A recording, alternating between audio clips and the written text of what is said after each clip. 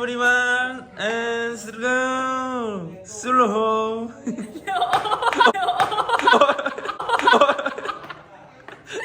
อุ้ยนี่แหละ พอได้สวยก่อนหมู่ทุกคนไป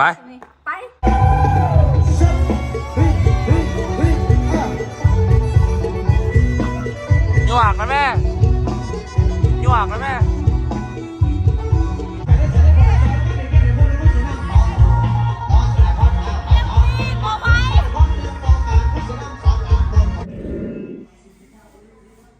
สบายดีพ่อแม่พี่น้องสุขสุขเนาะวันนี้พอๆกับ2 บาทของไว้คนโก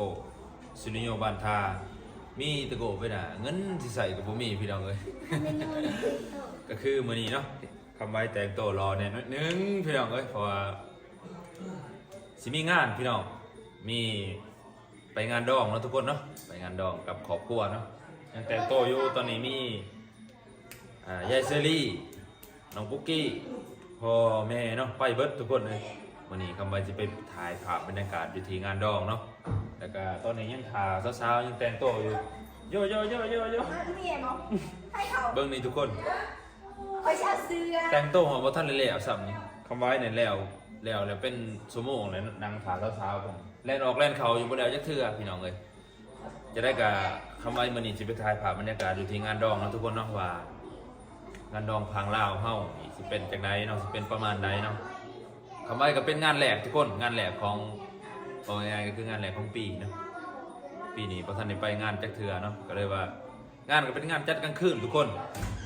ว่าสิเป็นจังไดแน่เนาะคำไว้ก็สิไปถ่ายภาพบรรยากาศให้พี่น้องเบิ่งอยู่งานเนาะทุกคนเนาะพูดแล่นออกแล่นเขาอยู่ตอนนี้ยังถ่ายแต่3 เช้าเนาะทุกคนแม่ยายเซรี่ปุกกี้บ่ทันได้แล้วแต่งตัวตอนนี้เดี๋ยวแต่งตัวแล้วคำว่าสิถ่ายเบิ่งเด้อทุกคนนี่ปุกกี้เก้2 ชั่วโมงแล้วยังบ่ทันแล้วอยู่ทุกคนเบิ่งผมมาอยู่เนี่ยเครื่องสำอางเร็วทาตะย่ายวันนี้เขาไปกันหาคนเลยทุกคนพวกนี้บ่ไปน้ำบ่นี่พวกนี้ไปแต่บูบายไปพวกนี้บ่มีบัตรบ่จักบัดเดียวอันนี้แม่นปุกกี้กำลังแต่งหน้าอยู่เนาะทุกคนเดี๋ยวเราถ่ายแป๊บนึงยายเซรีได้ข่าวเต็มหมวกยายเซรีสิสวยซั่นโอ้พอเฮาปานพระเอกเกาหลีสอด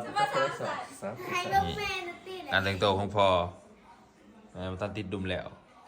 เพราะว่าเขามีบัตรเบิดซองเนาะบัตรบ่เฒ่าเขาไปแนะนำบัตรบ่เฒ่าเด้อพอก็ไปแนะนำบัตรพอเพราะว่าชี้เอาเพิ่นเด้ยายเซรียายเซรีมาแล้วบัดแล้วเพิ่นแล้วจังสิถ่ายเบิ่งไหมเนาะทุกคนตอนนี้วีผมวียิกอีกห้องผู้สาวก็4 6เ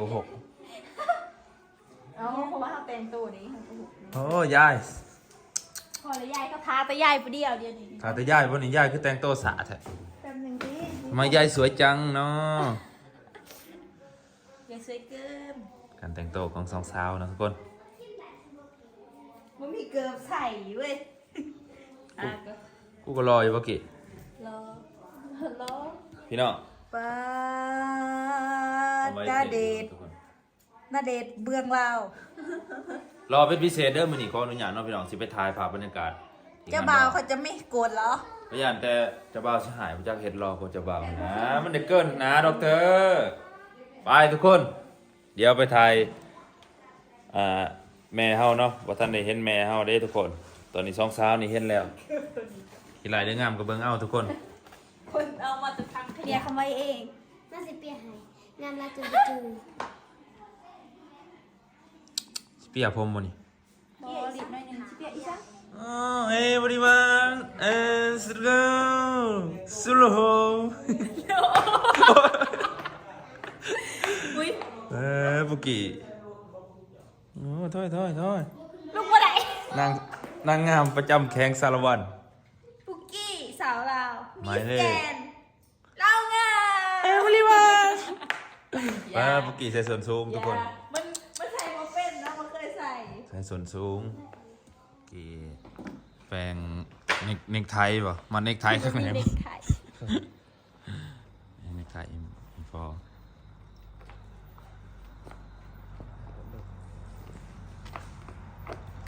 ตอนนี้9 โมงแล้วทุกคนยังบ่ทันได้ออกรถอยู่ตอนนี้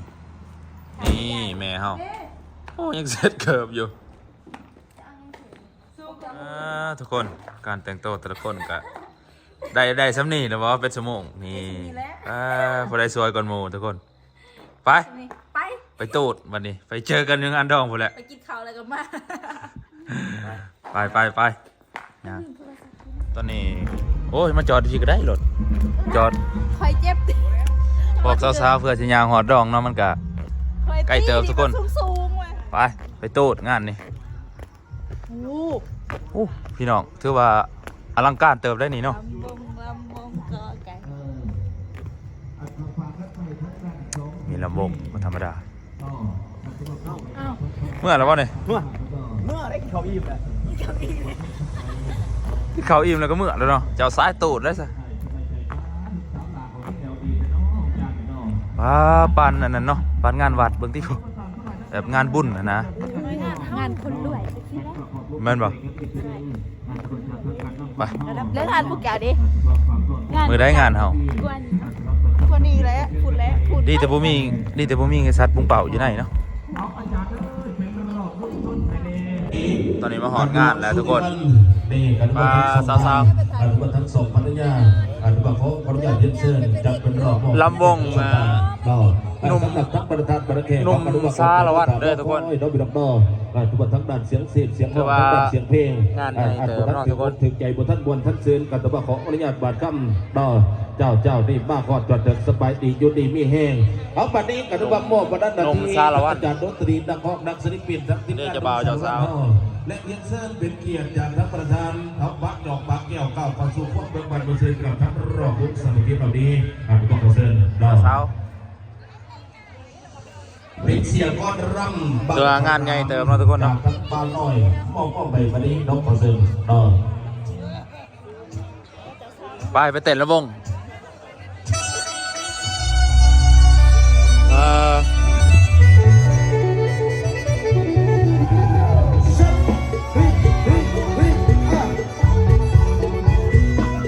หยวกนะแม่หยวกนะแม่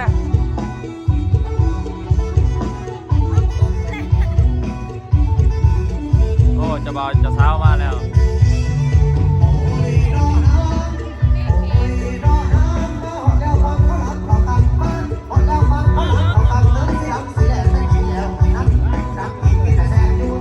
นี่แม่นจะเบาจะเช้า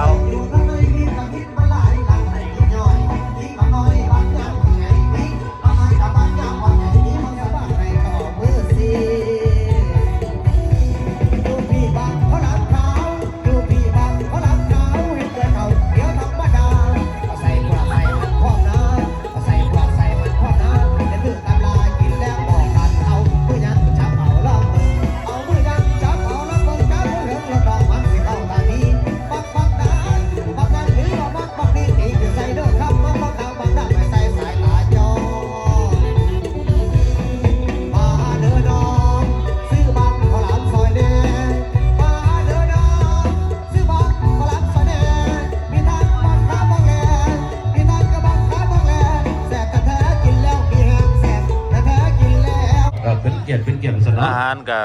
ประมาณนี้แหละทุกคนยายเซรีเราใส่บริกินข้าวแรกมากปะ อันนั้นเกียรติเซนน้องเจ้าสบายดีเนาะและเกียรติเซนเด้อ เอาได้โมนางน้ำนอนทุกคน ทั้งกันทันจอยคำโคสีและตามมาด้วยทั้งอันภรรยาของทั้งอันเสียดาบเด้อทั้งสองท่านเนาะการตุบัตรน้ำตาประทานสมดีตุบัตรทั้งกระดกคำ พ่อห้องกับมาจะซื้อเนาะกินไม่ได้ดอก ตุบัตรตามสบาย กินได้ใช่ปะ เนาะอดใจอดทานรอคอยจากทั้งป่าทั้งลุ่มทั้งอ่าวทั้งอ่าวเด้อแต่ละภาคละส่วนแต่ละโต๊ะละตังเนาะตุบัตรยกจอกเราจอกเปลี่ยนรอทาบุญเพียง คนไล่สกัดซ้ำกันเราสู้ให้ใครหลบดูเราทนเขาผลซ้ำเขาไม่เกี่ยวมือสาวโซ่ทุกอย่างมีเพียงเดียวตั้งใจสู้เขาเหมือนน้องน้อยกำลังร้อนหัวติดเส้นแล้วเย็น เขาเต็มปาก ต้องเส้นคนเอ่ยล้นแดดก็ร้อนนะคนติดจนตาหมดอย่ากลัวอย่ากลัวสาวก็ต้องกลัวนะ คนเป็นผู้ซอยคนเป็นอบตคนเป็นเขาวัดนาน้อยเอาคนส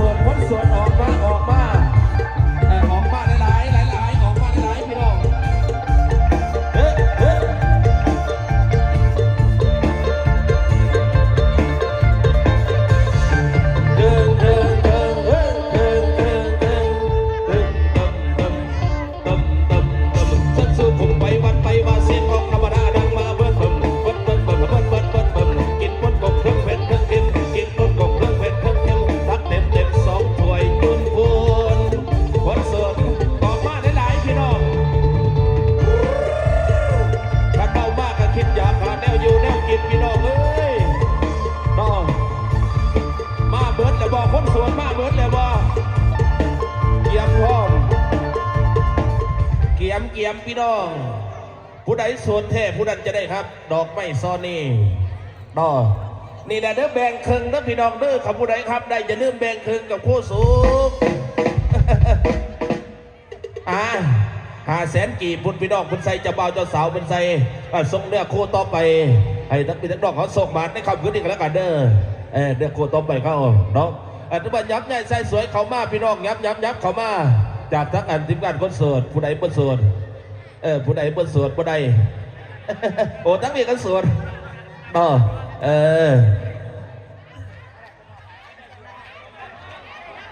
เจ้า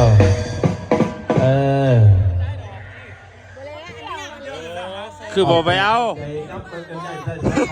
คือบ่ไปเอาหาแซน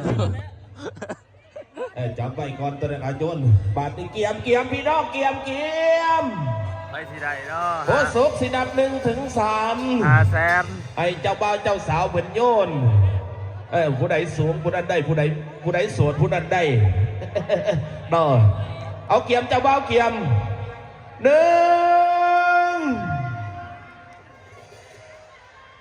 2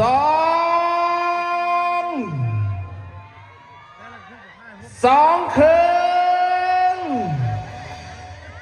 ขอเสียงคนโสดอีกบาทหนึ่งขอเสียงคนโสดอีกบาทหนึ่ง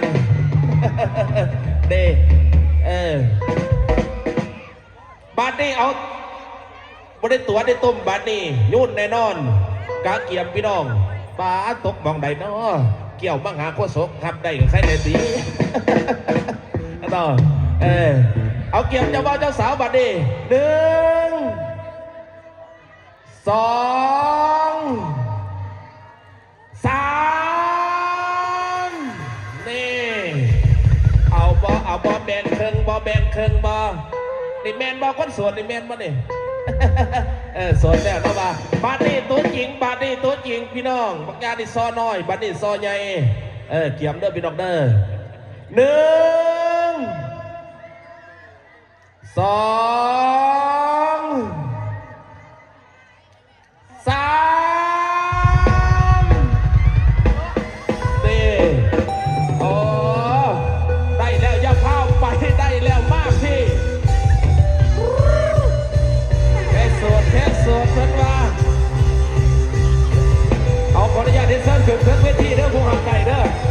ผู้หามได้ขึ้นเวที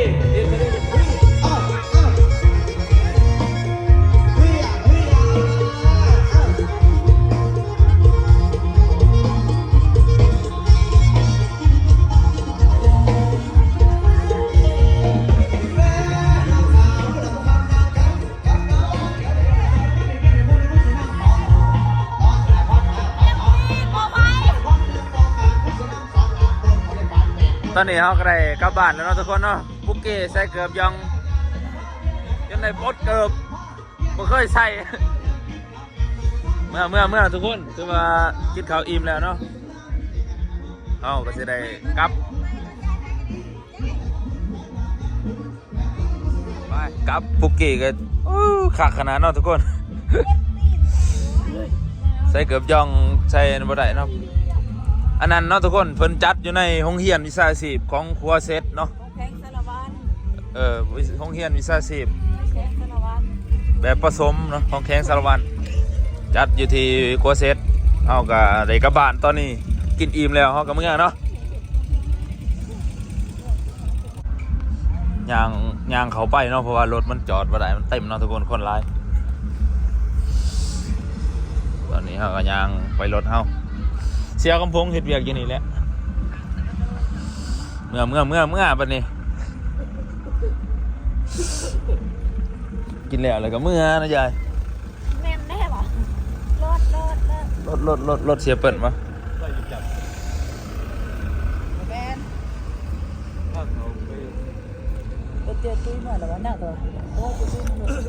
ทุกคนเลยกะ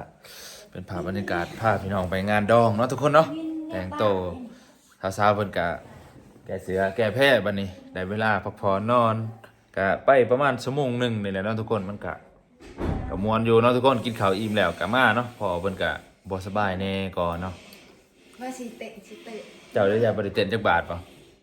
บ่คือบ่เต้นน้ำเขาเห็นเขาม่วนอยู่บ่ไอ้ โมง นี่แหละทุกคนงานดองที่ฝั่งลาวเขาเนาะก็สิประมาณนี้แหละถือว่าเป็นงานถือว่างานใหญ่เนาะทุกคนเนาะมีวงหนุ่มสารวัตรทุกคนถือว่าเป็นงานใหญ่เนาะทุกคนเนาะ ใหญ่มาก คือก็คำว่าก็สิได้อำลาพระจากพี่น้องกันไว้เพียงเท่านี้เนาะก็สิเมื่อบ้านพุ่นแหละเนาะทุกคนเมื่อบ้านยายสิริพุ่นแหละเฮาก็สิบ่ได้นอนนี่ดอกเนาะ เสียมันดำนะเขาคิดมันดำนะ จะได้ก็ฝากพี่น้องกดไลค์กดแชร์กดติดตามส่องบาของไบเนาะพี่น้องเนาะ เว้ย อำลาพระจากกันไว้เพียงเท่านี้เนาะแกเสือบ่นี่ เสียขาด พอกันคลิปหน้าทุกคนสำหรับคลิปนี้ขอกล่าวคำว่าสบายดีบ๊ายบายม่วนอยู่บ่คอมเมนต์บอกไงเด้อคันม่วนนะ